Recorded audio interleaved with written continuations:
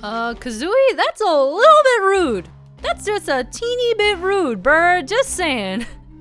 Hey guys, MasaeAnela here, and welcome back to another episode of Banjo-Kazooie. In the last episode, we tackled Mumbos Mountain and actually defeated it in one episode, which is pretty nice. Actually, I wasn't expecting to go through it quite that fast, but we went through it efficiently, and it was nice and it was quick. And don't expect me to be that efficient moving forward. That was probably the most basic level out of all of them. I mean, obviously it's the first level, but still. So this is the note door that we brought up in the last episode too. It's not that simple. To open it, you must collect the musical notes from the worlds. How many do we need? The number on the door is the strength of the spell. The combined total of all your best note scores from the worlds must be at least this to break Grunty's magic. So, see his wording there? It's not how many you've collected, it's your best score out of all of the worlds, which means, you know, your score would have been deleted if you died or anything, etc., etc. We've been through this. I already went into pretty deep detail about what that was all about. Unfortunately, your first and your last, or etc., etc. Okay, so this is a feature that I'm not terribly wild about. Hello there, young ones. I'm Gruntilda's nicer sister. I've crept down here to help you defeat the old hag. It's about time she was taught a lesson. I know all of Grunty's disgusting secrets, and I'll tell you 3 of them every time you find me. Remember them well, young ones, as they will help you avoid a fiery fate. Press X if you'd like to hear them. Yeah, she's definitely not kidding. Keep an eye on these tips. Write them down, take a picture of them, whatever. Just make sure you remember these for later because they will become relevant. I do not really like this because I always have to freaking grab my phone and write it down, and it just breaks up the action a little bit. I don't know, it might be me complaining a bit too much, but I feel like this is something that is easily overlooked, or something that, you know, kids will look at it and be like, oh yes, I'll remember that, or man, that can't be that important, etc., etc., so on and so forth. And it's just not something I'm particularly I'm not particularly fond of it, but we'll worry about that later. We'll talk to her whenever we find her, but just jot down your notes. Jot down the tips that she gives you. So here we go. We have opened the way to Treasure Trove Cove, which is honestly one of my favorite levels. I do like it a lot. The atmosphere is real great, which we'll get to in a bit. We can't quite go up there yet, but we do want to go down this pathway before anything else. Yes, you go, Banjo, or Kazooie rather. You've activated a magic cauldron. Find 2 the same color to create a shortcut. It doesn't do anything right now. You jump in and you get spat back out. Goodbye to all those double chins. Grab this. In the back, I do believe. Yep, there is a hidden Mumbo skull back there. So you can find these out in Gruntilda's lair. They're not exclusively in the levels themselves. So just keep an eye on that. And from there, I think we're good to move on to the next area. It's kind of neat. I like this overworld a lot. It's kind of puzzly and kind of explory all on its own right, but it's still not quite big enough to get completely lost in, which I appreciate. Oh, hello! Maybe don't surprise me like that, please, sir. Thank you. You've activated a magic cauldron again! Except this one is a different color, so we can't use this to teleport to the one that we just activated. So we'll have to have our teleportation funsies later. Here is another Mumbo skull. I think that's it in this area. Pretty sure. Let me double check right up here. Super quick. Maybe not in the sewer pipe itself. I said not in the sewer pipe itself, jeez. Anything up here? There is. Aha! Lucky you! I'm an invulnerability feather. Bottles will tell you more. Not in the near future. This does not become relevant until much later. So don't worry about it for now. Okay, so there we go. Well, where does this go again? No, don't go down. Don't go down there. Oh, we're gonna hop down. Look around just for the sake of. Oh, right. We can't actually do anything here yet, but I do want to point it out so that you guys know that it is here. Go down this tunnel. Pop out. And this is really interesting because look at how many freaking puzzle pieces that is. We can actually see Click Clock Wood way before it's actually relevant, which is interesting, I guess. I suppose, question mark. So I do think that there is something here, or maybe I'm thinking of another area. Probably thinking of another area. But here is Brentilda again, so just talk to her a bunch. Putrid parrot puke is her favorite smell. It's not a pleasant smell. I've had parrots puke on my face before. It's not pleasant. Gruntilda is weird. Would not suggest. Also, there's an extra life behind that root. I knew there was something in here, but I couldn't quite remember where it was. I thought that there was one more hidden thing, maybe, possibly. Alright, I guess there's nothing, so we're done. We got an extra life out of it, which is nice, but again, we can't really do anything of particular importance in this area for a while. But we did get a few more of Brentilda's notes, which is handy, I suppose. Jump out and down the gullet we go.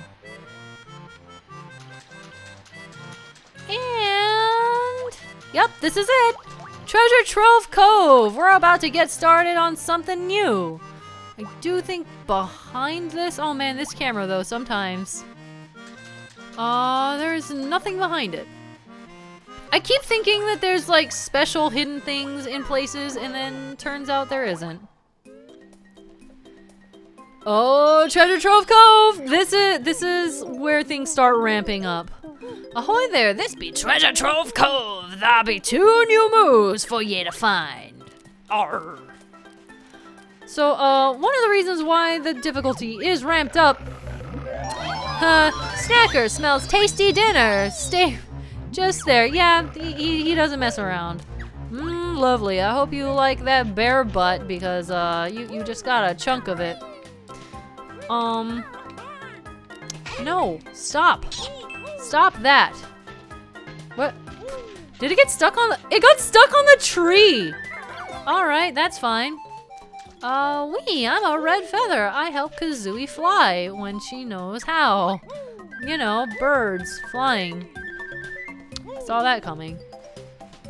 So yeah, this is much more open, honestly, than Mumbos Mountain. So this is where things start getting a little bit more picky-choosy about where you go. You'll see what I mean. But I do really like this area. It has a nice atmosphere.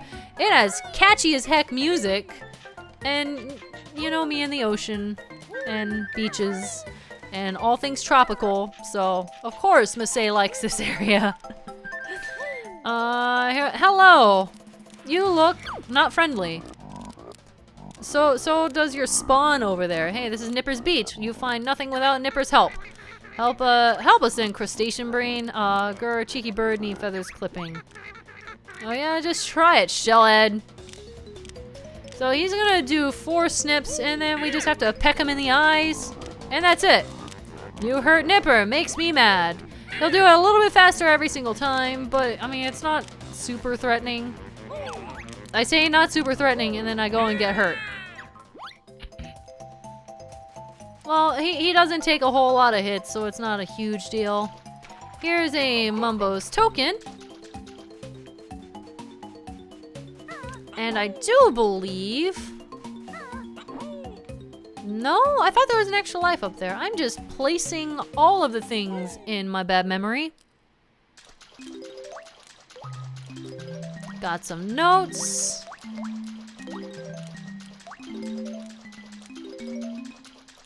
And here we go.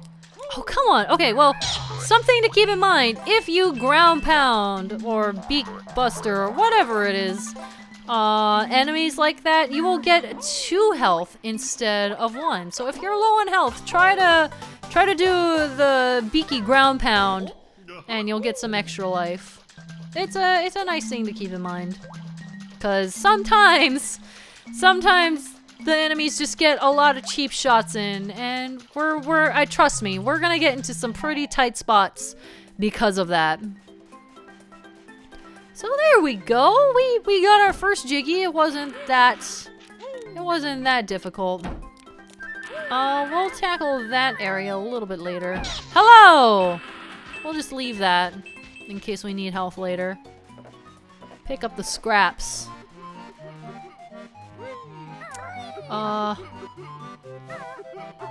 Hello, what is wrong with you? Ahoy there, I'm Captain Blubber, and I lost me treasure when me ship crashed. Well, go find it then, Blubberguts. Wow, that was uncalled for! I can't swim, can you help an old sea hippo? Sure, we'll find it for you. Kazooie, that's rude! Maybe don't? Come on now. Well, we gotta ground pound our way in here, and then... Oh, that's my way out. Don't ground pound that. Do not destroy that. Here's a piece of the treasure. Ahoy there, I be Blubber's treasure. Again, I like how everything is alive in this game. Literally every single thing is alive and theoretically just drowning all day long. Here we go. Jump here and jump out. No, it's not too hard to find the rest of his treasure. Let's go down here and through this hole. Should be able to find a little bit more. Grab the note. Okay, I will say that I'm not a huge fan of the swimming controls in this game. I feel like I just got through complaining a lot about swimming controls because I just came off of Super Mario Galaxy, and I definitely have some issues with that, but I feel like the passive swimming is a little bit too slow.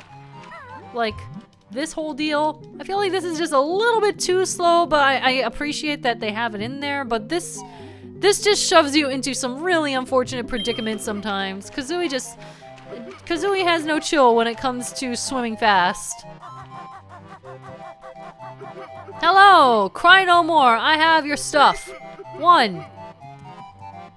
And 2! Me treasure! Thank you, me hearties! Take this reward! I'm off to spend! I like how as a reward for getting the gold back, Blubber just literally gave us gold. I mean, this is helpful gold to us, so I'm not gonna complain or anything, but still. So, Bottles is here, but I want to grab these notes first. There we go. Haha. Oh, I missed one.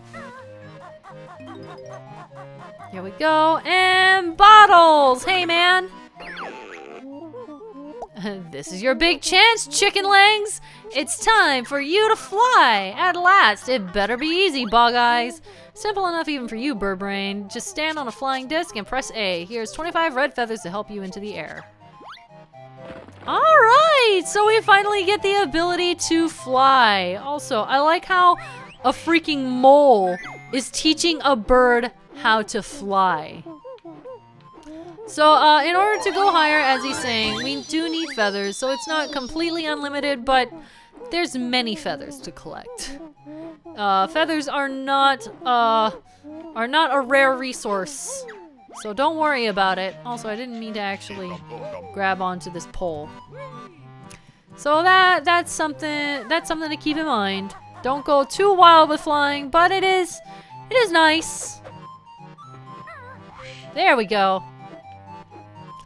Also, moles are like underground animals, so I don't quite understand why he specifically is teaching Kazooie how to fly. There we go. We got one of those, and I do kind of just want to grab the other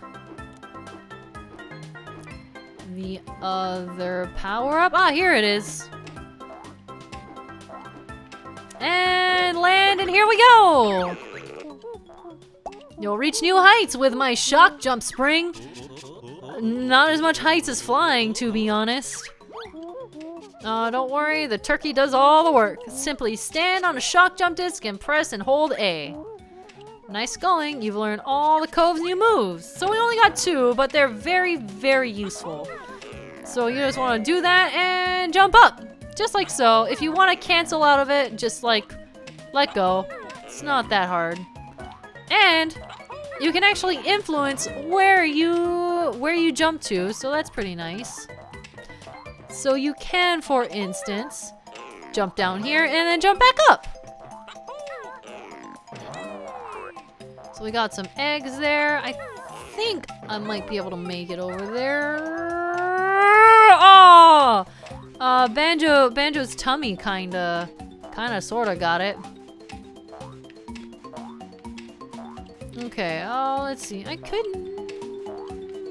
do that. But first I need to climb up here. So you see what I mean by everything being a little bit more spread out in this area? Everything is just kind of going places. So it's like you have so many options in what you can tackle first and where you can go. And it's kind of interesting. Speaking of everything being alive, Miliki, no good for water. Can bear block hole with pebble? I mean, this is a little bit lewd, but here you go. Or I can just like, you know, sacrifice that egg. That is also fine. Yeah, pebble. Take more pebbles. Linky patched up. Now empty water for bear. I don't know how you managed to do that. Just, you know, with one pail. I get that you're supposed to hold the water and everything, but I mean, it's not that that was a whole lot of water to get rid of. Also, I probably should have done this before I emptied the water. Probably would have been wise, because now I can't get back up there. Ooh, nope, I lied. I can get back up here. Nothing is too much for the bird and bear. So, here we go into this area. Hey, Furball, you're looking wise. Thank you. Solve my puzzle and win a prize. By puzzle, he literally just means read what's on the wall and spell it out. It's not really much of a puzzle. So while we're doing this, this is actually a very interesting area. So we have all of these letters, and this is the location of the stop and swap. It's a whole big thing. I won't get into too much detail, but essentially in the original N64 version of this game, you were supposed to be able to stop the game and swap the cartridge with... Wait, where's the freaking K? Oh, here it is.